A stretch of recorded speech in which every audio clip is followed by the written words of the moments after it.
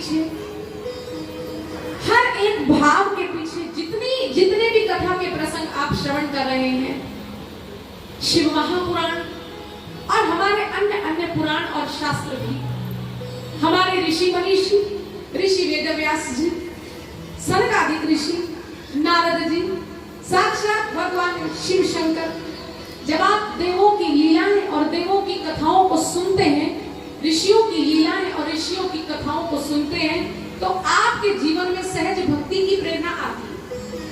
आपको भक्ति के लिए फिर कुछ खास पुरुषार्थ करना नहीं पड़ता, कथाओं के फलस्वरूप भक्ति आपके चरित्र में प्रवेश करती है। और आज के समय में, ऐसे समय में परिवारों को, देश को, राष्ट्र को एक सूत्र में बांधने के लिए एक समझ बने, और वो समझ ये है कि अगर हम अलग अलग काम करेंगे, अलग अलग विचार, हमारी सफलता की गारंटी नहीं है। बचपन में आपने कहा एकता में बल है। जो काम अकेला एक वो कार्य कौन सा है?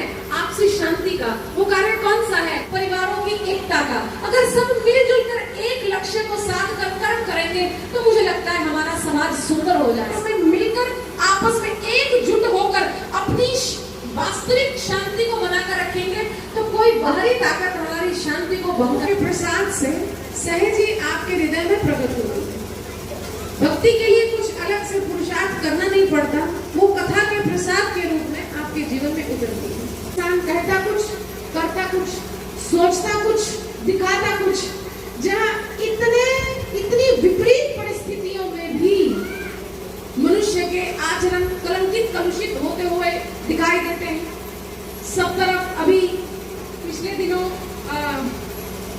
कठुआ में हम लोग श्रवण कर रहे थे कि कोई आ गए हैं, कोई अमानवीय तत्व आ गए, कोई डिस्टर्बेंस करने की चेष्टा करने से कुछ गड़बड़ी हो रही, और सारी जो है हमारी पुलिस मुस्तैद है कि भाई कौन आ रहे हैं, कौन आ रहे हैं, कौन आ रहे हैं, कौन शांति भंग करना चाहता है, कौन समाज को दूषित कलंकित करना चाहता है। तो ऐसे समय में जहां पूरा देश, धर्म, समाज टुकड़ों में बटा हुआ है, ऐसे समय में कथाएं हमें एक संदेश देती हैं, और वो संदेश ये है कि हम अपने आप को अलग, देवता एकजुट होकर उस आसुरी शक्ति को छिन्न भिन्न करने में लग गए। कोई दल बदलू नहीं, कोई भीतर से लीलाओं को छिन्न भिन्न करने वाला नहीं। जब देवता एक हुए तो सब एक हुए, और जब एक हुए तो आसुरी शक्तियों का सर्वनाश हुआ। तो इसी प्रकार हमारे देश, हमारे राष्ट्र, हमारे समाज, हमारे धर्म पर जब कोई कष्ट, जब कोई संकट बनेगा तो हमारी भीतरी शक्तियों को एक होकर उसके विरुद्ध कार्य करना पड़ेगा। धर्म आपको शांत होना भी सिखाता है, और धर्म आपको ये भी सिखाता है कि जब कभी आगे आकर धर्म के लिए कुछ करने की बारी आए तो आपको अभय होकर, निर्भय होकर और निस्वार्थ होकर धर्म के हित में, व्यक्ति के हित में कार्य करना है। और हाँ, आपके जीवन को छूती हुई, आपके जीवन को समग्रता प्रदान करती है। यहाँ आपने सुना कि महादेव स्वयं भगवान श्रीमन नारायण की भक्ति का आनंद लेना चाहते हैं, इसलिए महादेव ने मां अंजनी के करण इंद्री से अपने ओज को स्थापित किया, और समय आने पर अंजनी के गर्भ से शिव शंकर भगवान रुद्र बाबा हनुमान जी का स्वरूप लेकर प्रकट हुए। बाबा हनुमान जी बारे में संसार में दिन और रात की गणना जिनसे होती, जिनके जीवन में भक्ति, ज्ञान और योग प्रचुर मात्रा में है, जिनका जीवन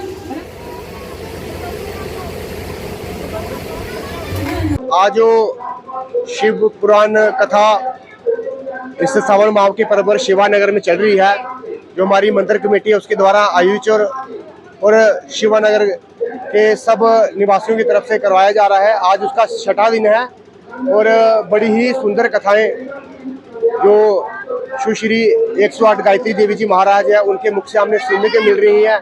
और कल इस जो कथा का समापन है, मैं अपने माध्यम से पूरे शिवानगर के माध्यम से कठुआ के सब निवासियों से आग्रह करता हूँ कि कल ठीक 2 बजे से 4 बजे तक लंगर की व्यवस्था रहेगी। आप सब शिव भक्तों से मेरा आग्रह है कि कल एतवार है, सब लोग आए, सुबह जल्दी आए, कथा सुने, उसके बाद लंगर ग्रहण करें और बोले शिव शंकर जी का प्रसाद करें, ग्रहण करें। और एक बार मैं पुनः अपनी तरफ से गायत्री जी देवी जी महाराज का बहुत बहुत आभार प्रकट करता हूँ कि वह समय समय पर हम सब लोगों को राह दिखाने का कार्य कर रहे हैं। हर हर महादेव।